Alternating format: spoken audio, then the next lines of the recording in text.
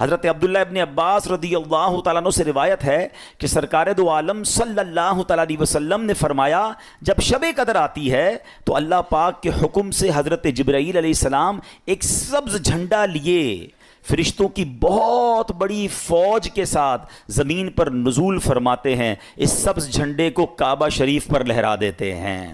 ایک روایت کے مطابق ان فرشتوں کی تعداد، آپ کو پتہ ہے کتنے فرشتے آتے ہیں؟ فرمایا ان فرشتوں کی تعداد روئے زمین کی کنکریوں سے بھی زیادہ ہوتی ہے۔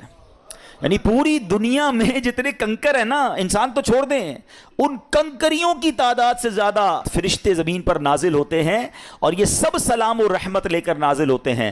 حدیث پاک میں آتا ہے حضرت جبریل علیہ السلام کے 100 بازو ہیں، جن میں سے وہ صرف 2 بازو کھولتے ہیں آج کی رات، اور فرمایا 2 بازو مشرق و مغرب میں پھیل جاتے ہیں۔ پھر حضرت جبریل علیہ السلام فرشتوں کو حکم دیتے ہیں کہ جو کوئی مسلمان رات نماز یا ذکر اللہ میں مصروف ہو اس سے سلام اور مصافحہ کریں۔ ہاں، فرشتے مصافحہ کریں گے مسلمانوں سے، جو نماز میں ہوگا، جو عبادت میں ہوگا، اور ان کی دعاؤں پر آمین کہو۔ فرشتوں کو آرڈر کیا ہے کہ لیلۃ القدر جتنے مسلمان عبادت کر رہے ہیں ان سے سلام مصافحہ کرنا ہے، ان کی دعاؤں پر آمین کہنا ہے، اور فرشتے یہ عمل جاری رکھتے ہیں، اور یہ عمل صبح تک جاری رہتا ہے۔ سلام ہی حتی مطلع الفجر، یہ صبح صادق تک جاری رہتا ہے۔ لیلۃ القدر رات سونا نہیں ہے، کچھ اور نہیں، بس دعائیں مانگی جائیں، اللہ سے عرض کرنا ہے، جھولی پھیلانی ہے، مغفرت طلب کرنی ہے۔ پھر نہیں پتا کہ زندگی میں یہ موقع آئے گا کہ نہیں آئے گا۔ لیلۃ القدر کی رات تو مانگنے کی رات ہے، گر گڑانے کی رات ہے۔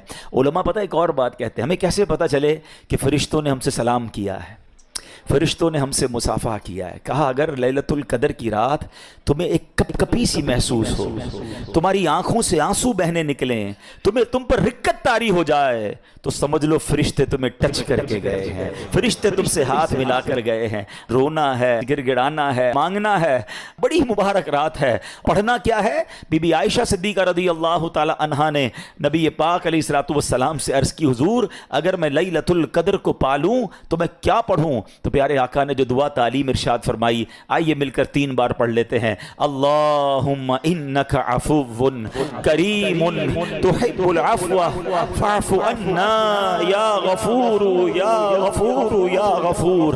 اللہم انک عفو کریم تحب العفو فاعف عنا یا غفور یا غفور یا غفور۔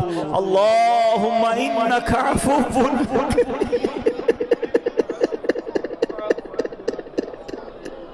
فاعف عنا